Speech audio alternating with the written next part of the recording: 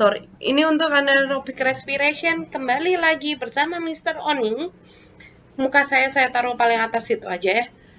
Tujuan utamanya anaerobic respiration hanya melalui glycolysis. Kalau kamu ingat hasil glycolysis, pyruvate, ATP, NADH, dan ATP. Ya, seperti digambarkan di sini. Copot dia. Ya. Nah, dia mau belain tetap dapat 2 net ATP kan aslinya emang ada 4 ATP tapi kan emang dipakai 2 waktu awal glikolisis.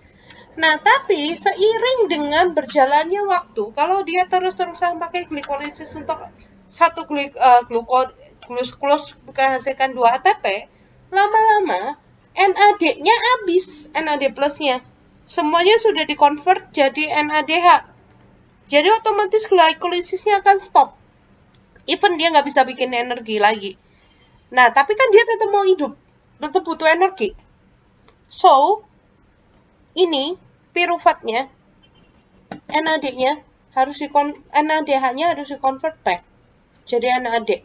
Harus dicopot H-nya. Berarti kalau tadi ini di reduction, sekarang ini harus dioxidize untuk copotin hidrogennya. Ya, tapi nggak ada elektron transport chain karena nggak ada oksigen. Nah, gimana caranya? Nanti kita bikin tabel ya. Bandingin yang di yeast dan di tubuh manusia. Itu beda. Tubuh manusia dan bakteri. Lactic acid fermentation. Ya, menghasilkan asam laktat. Kalau di yeast, menghasilkan etanol. Ya. Bedanya lagi apa? Oh, kalau kamu lihat tandanya, lactate dehydrogenase, ini kamu lihat laktat fermentation, enzimnya laktat dehydrogenase, itu kamu lihat ada bolak-balik. Artinya reversible.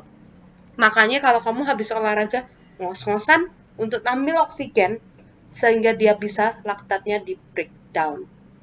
Kalau yang etanol, nggak bisa. Ya, harus dibikin enzim lain untuk breakdown etanol. Kalau dibanding kita, itu reversible kalau ada oksigen. Ya, jadi laktatnya dibawa ke liver, terus akan di breakdown di liver dengan keberadaan oksigen. Nah, oke, kita lihat step by step, tapi dari yang di yeast dulu ya, yang irreversible. Kalau di yeast ada 2 step, ya. Ada decarboxylation, jadi ada lepas C. Jadi apa? Sama sih. C kalau lepas jadi CO2.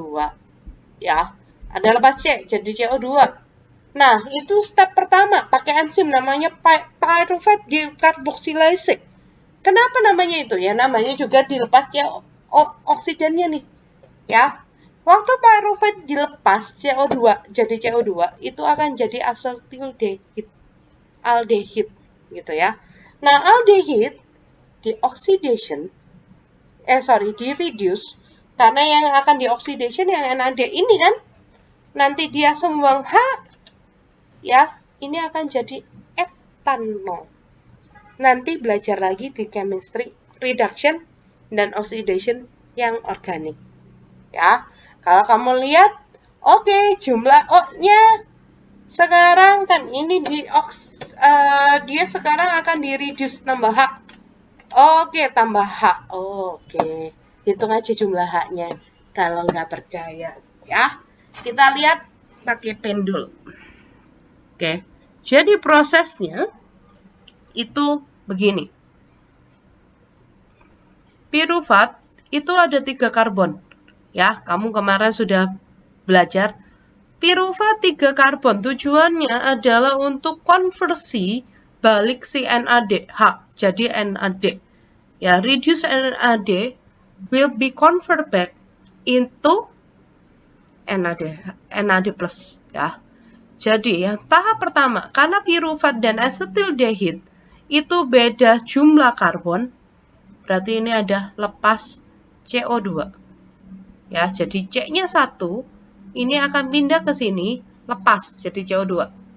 Ya, jadi di sini ada yang namanya decarboxylation. Kok jadi penku nggak mau? Ya, itu step 1. Step kedua, itu ada masuk NADH. Ya, NADH-nya ini mau di oxidize. Dia akan jadi NAD+. Nah, ini prosesnya oxidation. Nah, berarti asatildehidnya tadi kalau kamu lihat bentuknya itu sebenarnya ini ya.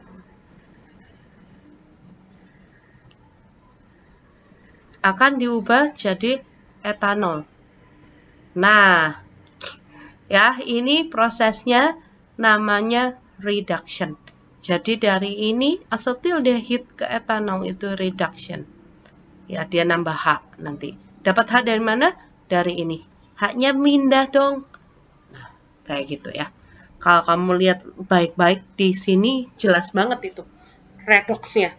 Memang ini reaksi redox. Semua respiration itu mainannya redox.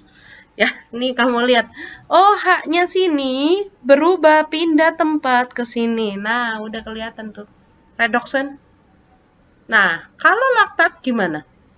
Kalau laktat itu cuma satu step. Jadi kalau yang ini ada 2 step, ada 2 jenis enzim.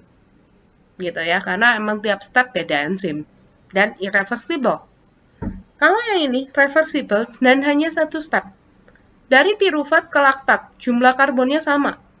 Apakah semua anaerobic respiration pasti menghasilkan CO2? Tentu tidak. Ini karbonnya dari mana? Sama-sama 3. Gitu ya. Jadi gak ada hasil karbon dioksidanya di sini. Tapi apakah semua anaerobic respiration convert back NADH into NAD? Reduce NAD into NAD+. Yes. Ya. Semuanya tujuannya itu. Apakah menghasilkan ATP? Iya, dari glikolisisnya, bukan dari convertingnya ini. Gitu ya, dari glikolisisnya hasilin 2 ATP. Ya. Dan etanol dan laktat itu dua-duanya beracun buat badan gis maupun buat badan kita. At least kalaupun bukan beracun, inhibitor lah. Kalau tuh udah terlalu banyak etanol, kita mau bikin minuman beralkohol gitu ya misalnya, dia kalau udah banyak etanolnya, yeastnya mati. Gitu. Kalau kita masak roti misalnya, sebenarnya wanginya itu kan etanolnya menguap. Nah, itu namanya kita lagi pembunuhan juga tuh kalau kamu bakar roti. Masakin oven. Masukin oven habis senang-senang bertumbuh ngebunuh. Tega emang. Nah, kalau yang di piruvat udah kemana-mana tadi ya. Itu karbonnya tetap 3. Dia hanya langsung melakukan yang namanya oxidation NADH into NAD+ dan reduction dari piruvat ke laktat. Ya, nanti kamu boleh lihat sama Pak Ivan, bener nggak? Oh, tambah hidrogen. Nah, itu bener tuh. Saya rasa nggak perlu saya gambarin di pen sih, udah jelas banget. Karena tetap 3 karbon. Cuma di sini ada oxidation dari reduce NAD into NAD+. Gitu ya. Itu bedanya.